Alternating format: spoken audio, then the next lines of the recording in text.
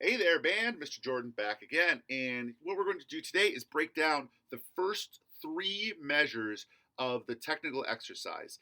This is for the Woodwinds and Brass percussion. I have a video incoming for you to break down the second technical exercise in a little bit. So let's look at the first couple measures. And specifically for the moment, let's talk about the first measure. The first thing you want to do is get the first three notes correct. So let's look at those first three notes.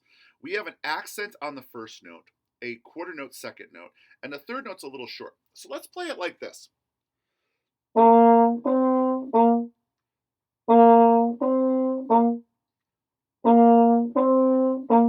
Just that much. Play those three notes over and over again until you have them solid.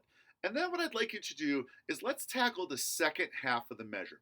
The second half of the measure has an eighth note, two 16th notes, and then two more eighth notes. So it sounds like this if you do the second half of the measure starting on beat 3.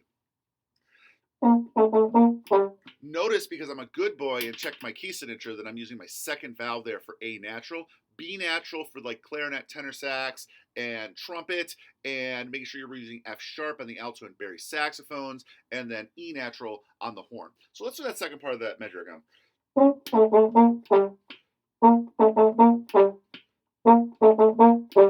Now, let's do the whole measure in one little playing section. Here we go. Ready? Here I go. And you want to play it that slow over and over again until it's really clean and really clear. Notice how I'm giving that first note a little boop. Imagine that first note is the cutest kitten you have ever seen, and you want to take your finger and go boop on its little snoot. You're not going to punch it, you're not going to punt it, you're not going to pick up the cat and throw it. I just want you to give you a little boop, and I want you to do the same thing with your tongue. A little bit more heavy of an articulation and get that air going right at the same time. So that note pops out just a little bit, not so much that it screams in your face, but just give it a little boop.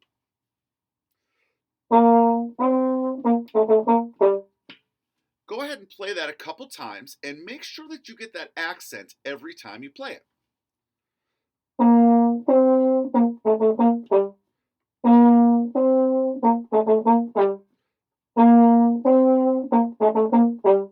Let's look at the next measure. The next measure isn't too bad. We know these notes. Seventh graders, we've worked a lot on dotted quarter notes already this year, so you kind of already know what you're doing. The big part here is making sure that the long notes are accented.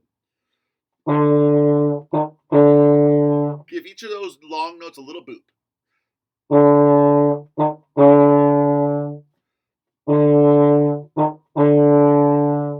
Now, let's try and put those two measures together. Here we go.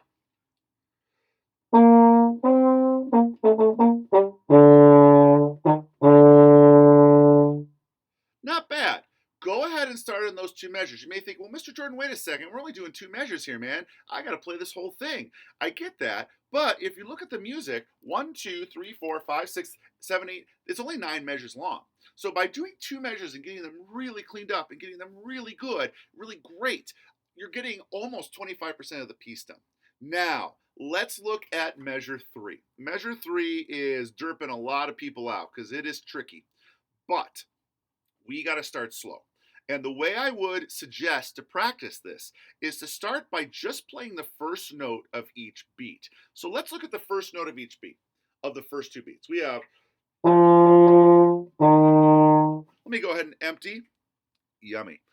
So we have the first note and the second note, and I'm going to play them as though they're quarter notes. I'm not even caring about the 16th note yet.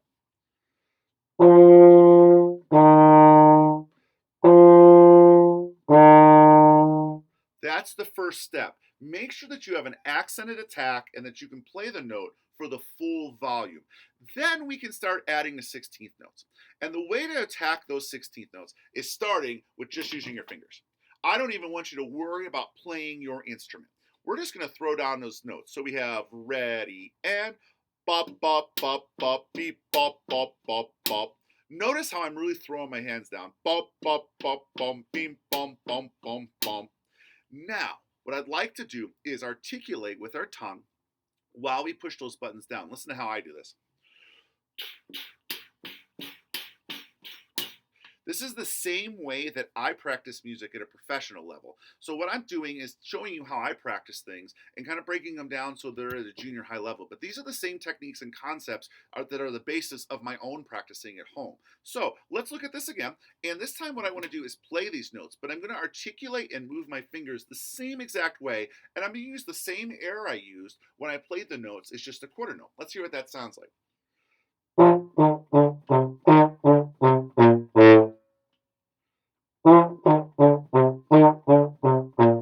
Notice my little eyebrows go up when I accent. I don't know why he does that. But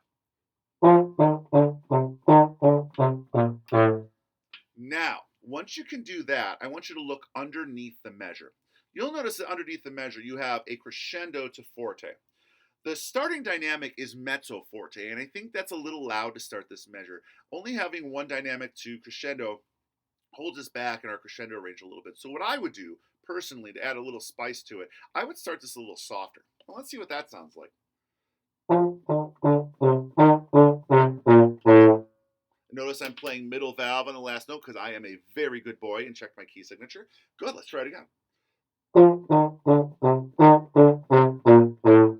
And then slowly, making sure you can hear all the notes, start speeding it up.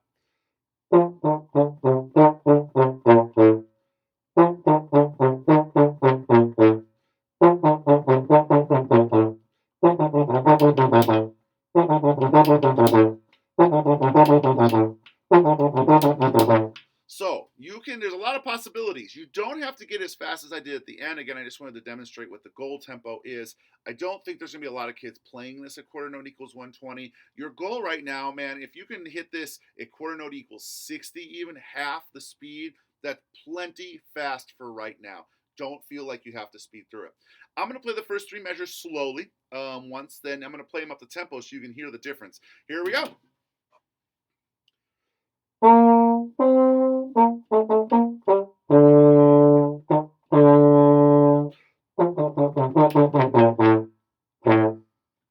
Not too bad, right?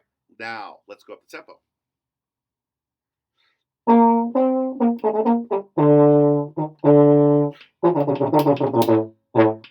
Crazy. I'm a little bit better of a tuba player than I'm a euphonium player, but we can still get those notes on the euphonium. Happy practicing, and I'll be posting more videos on the rest of the excerpts as the days go by.